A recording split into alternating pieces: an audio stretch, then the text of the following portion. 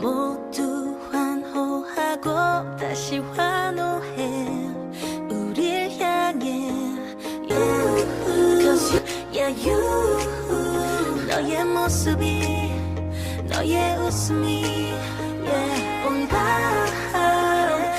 날 달콤해졌게 할 눈부신 무대로 이끌어내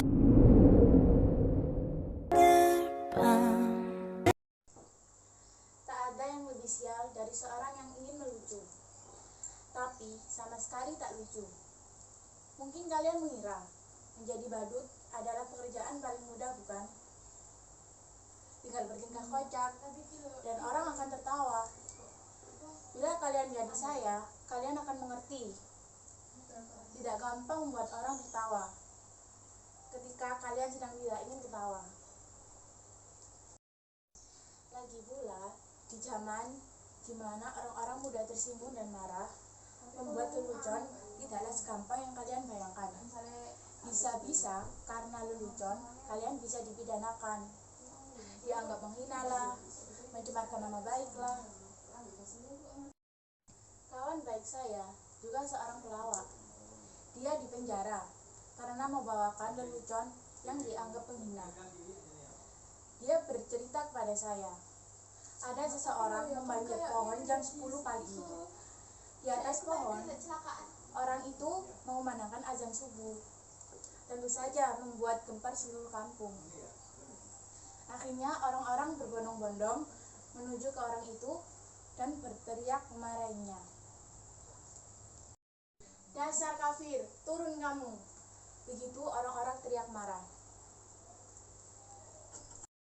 Berani-beraninya kamu melakukan penghinaan. Azan subuh jam 10 pagi pula. Dasar kafir, turun kamu! Namun dengan tenang orang itu berkata, sabar, sabar. Saya azan subuh jam 4 pagi di masjid. Tidak ada satupun orang yang datang ke masjid. Tapi ketika saya azan subuh jam 10 pagi, orang-orang pada berdatangan. Siapa yang gak taat? Siapa yang kafir? Dan siapa yang aneh? Orang kok gampang mengkafir-kafirkan orang. Hanya karena berbeda menjadi bermusuhan. Sekarang orang sepertinya senang bertengkar. Kalau kata Descartes bilang, aku berpikir, maka aku ada. Orang sekarang bilang, aku bertengkar, maka aku ada. Pertengkaran menjadi komoditi, diperjualbelikanlah. Bahkan ada yang memberi pembenaran atas nama keyakinan. Ayat-ayat digunakan untuk kepentingan kekuasaan. Makanya membuat orang tertawa itu susah. Saya menjadi badut meneruskan ayah saya. Dulu ayah saya juga badut, karena bapak saya badut. Saya pun menjadi badut. Sekarang kan sedang ngetren, anak meneruskan orang tuanya. Ayahnya jadi presiden, anaknya juga ikut presiden. Enggak din, anaknya nyalon jadi gubernur ataupun wali kota. Sudahlah, jangan ngomong lantur, nanti saya malah ditangkap. Dulu, kata bapak saya, jadi badut itu lumayan enak, penghasilannya lumayan. Bapak saya sering diundang karena orang-orang masih butuh hiburan. Badut dan pelawak dianggap masih lucu. Kalau sekarang, pelawak saja kalah lucu sama politikus. Aduh, aku nggak nyangka kamu akan datang. Duduklah, maaf berantakan. Kamu mau makan apa? Atau mau minum apa? Kamu nggak haus? Nggak lapar? Syukurlah. Kebetulan saya tak punya apa-apa. Tapi kamu bisa pesan GoFood. Tapi kamu yang bayar ya. Yang datang itu pacar saya loh. Jangan tersinggung aja begitu. Badut kayak saya juga manusia biasa, bisa falling in love dan punya pacar. Lihat itu, ganteng nggak pacar saya? Namanya Kubi. Lengkapnya, ku bisa bagikan kamu. Terima kasih kamu sudah menemui saya. Saya kira kamu sudah melupakan saya. Terima kasih kalau kamu selalu ingat saya. Kamu pasti kangen ya sama saya. Saya juga, ini itu berat.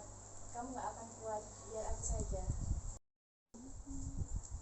Aku kira kamu sudah gak mau sama saya. Katanya, kamu sudah punya pacar baru. Lebih cantik, lebih kaya. Tapi percayalah, apapun yang terjadi, aku tetap cinta kamu. I love you, I miss you. Boleh aku cium kamu? Boleh aku peluk kamu? Kubi. Ternyata hanya khayalan saya saja. Coba kalian bayangkan, betapa sialnya saya. Sudah jadi badut, jomblo pula. Nasib saya benar-benar ambyar. Percayalah, jadi badut itu berat. Kamu gak akan kuat, biar saya saja.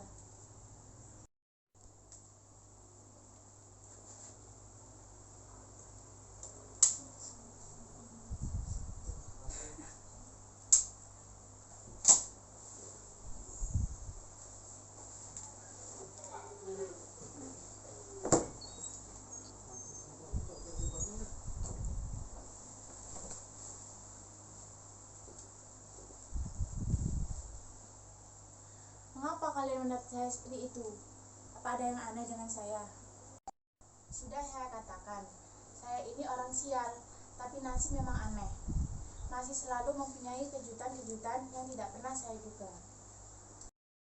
Suatu hari, saya diminta untuk mengisi hiburan pada suatu kampanye partai. Menurut saya, penampilan saya biasa-biasa saja, sama sekali tak lucu. Tapi entah kenapa, semua orang yang hadir tertawa terpingkal-pingkal. Ketika saya menyentik-nyentikkan jari seperti ini, semua orang tertawa. Saya hanya menggoyang-goyangkan bokong saya seperti ini, semua orang tertawa. Bahkan ketika saya hanya berdiam diri seperti ini, semua orang makin tertawa terbahak.